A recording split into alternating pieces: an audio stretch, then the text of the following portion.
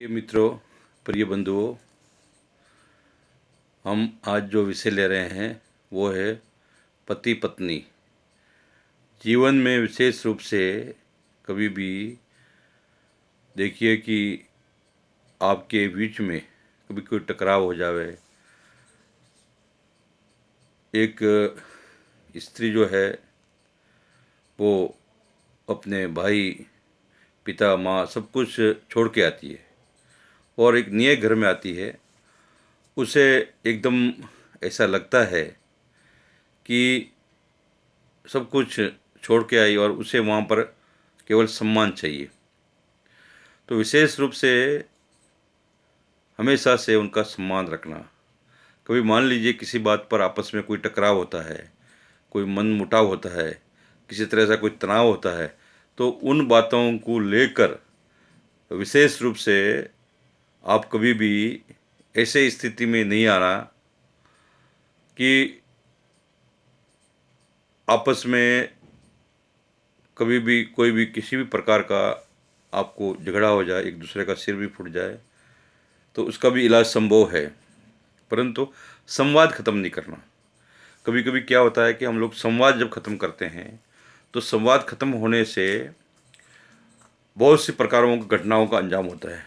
बहुत से लोग आत्महत्या कर लेते हैं। भगवान ने प्रिय खिलौना बनाया है मनुष्य को, तो उसको जीवन में जब तक जीवन है कायरतापूर्वक नहीं मरना। जब प्रभु अपने जीवन की मौत देगा तभी मरना है। तो विशेष रूप से आपस में हमेशा सम्मान करना। जैसे हमारे कुछ, मैं यहाँ कुछ प्रकाश डालना चाहता हूँ। हे युवक, चुनाव करने का उतावला न हो, रूप के साथ सद्गुणों को भी महत्व दे। विवाह करने के बाद अपनी पत्नी को गृह लक्ष्मी मानकर प्राप्त सम्मान दो। कभी भी उसका मन मत दुखाओ, क्योंकि वो तेरे लिए भी माँ बाप और भाइयों का घर छोड़कर आई है। तेरे घर को भी उसने अपना घर माना है, समर्पित जीवन जी रही है, इसलिए उस पर तो भूल कर भी अन्याय मत कर और उसे अपने मन को चोट मत पहुँचा। इस बात को मत भूल कि तेरी सेवापरायण और संस्कारवान संतानों की उत्पत्ति को स्रोत भी वही है। निस्संदेह संपूर्ण आदर एवं सम्मान पाने का अधिकारिणी है। संपूर्ण स्नेह देकर तो उसको मन को जीत और तो अपनी ही कमजोरियों को ध्यान ध्यान दे और भूल मत। ये युवक के लिए कहा गया और पत्नी के लिए क्या कहा गया और पति के लिए कहा गया। अब हम के पत्नी के लिए कहते हैं, हे देवी, तू विषय विकारों का साधन मात्र नहीं है, परंतु तू घर की लक्ष्मी है। अपने बुजुर्गों का, सास ससुर की सेवा का ध्यान रख। घर के सब सदस्यों अच्छे व्यवहार कर, कभी निठिला न बैठ। घर की सुव्यवस्था में अपना मन लगा। सत्य तत्वों की तेरे लिए इस लोक और परलोक में वरदान सिद्ध होगा। हे बेटी, तेरे लिए पति परमेश्वर है। मन को शुद्ध रख, सहनशील की मूर्ति बन और शब्दों को, कड़वाहट को उन्मूलन कर दे। पति के मानसिक बोझ को हल्का कर दे और पत्नी पति के संतुष्ट एवं प्रसन्न रख, ताकि तेरा जो है तेरा तेरा वैवाहिक जीवन पल्लवित हो और पुष्पित हो सके। दाद और अपना जो जीवन है कथित निवेदन पर ध्यान दे और इस पर अमल करे कि तुम्हारा भला होगा। ये विशेष रूप से बहुत से हमारे विचारकों ने भी बोला है। अपनी पत्नी को प्रयत्नपूर्वक रक्षा करते हुए मनुष्य अपनी संतान, चरित्र, कुल और शौर्य को भी धर्म को सुरक्षित कर सकता है। मनुस्मृति। ये मेरी पत्नी संसार की समस्त स्त्रियों में लक्ष्मी स्वरूपा है। पत्नी के लिए लोक में सब बढ़कर और शासन करती हो कि वो अपने प्राणों को भी न्यौछावर कर पति की भलाई करे।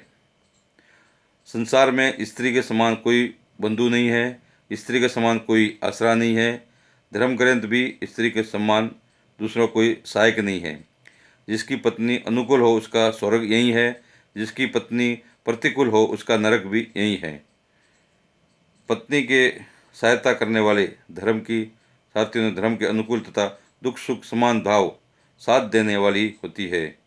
तुम अपनी पत्नी को बेआबरू की रक्षा करना और उसके मालिक मत बनना, उसके सच्चे मित्र बनना, तुम उसका संसार और आत्मा वैसे ही पवित्र बना मानना जैसा कि वो तुम्हारे मानेगी।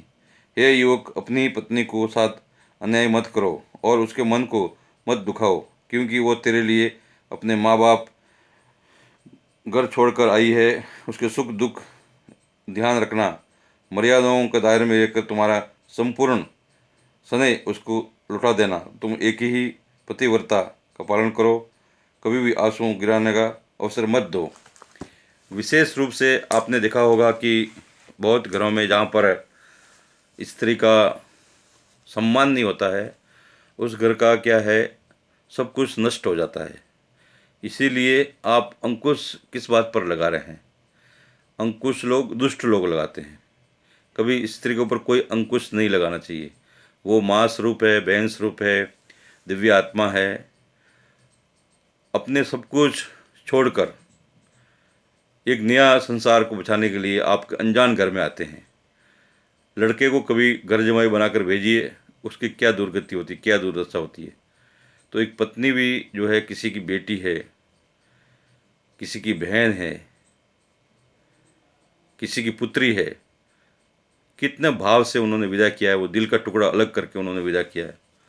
और ऐसे स्थिति में मनुष्य आज स्वार्थ में, जो केवल कागज़ के टुकड़ों पर, ईंट पत्थर का जंगल, टीन टीन का डब्बा, मैं गाड़ी को बोलता हूँ, टीन का डब्बा, इन सबको इकट्ठा करने में लगा हुआ है। एक दिन इस संसार में जाना है, जाना निश्चित है, सबको जाना है, संसार में एक दिन जाना है। तो स्त्री मात्र का सम्मान करना, तुम्हारे घर में जो भी आई है उसको लक्ष्मी के रूप में, देवी के रूप में पूजा करना। या देवी सर्वभूतेषु शक्ति रूपेणी संस्थिता, नमो तस्यै नमो तस्यै नमो तस्यै नमो नमो। सर्वमंगल मांगल्ये शिवे सर्वार्थ साधिके शरण्ये त्र्यंबके गौरी नारायणी नमस्तुते। सब प्रकार का कल्याण करने वाली माँ है।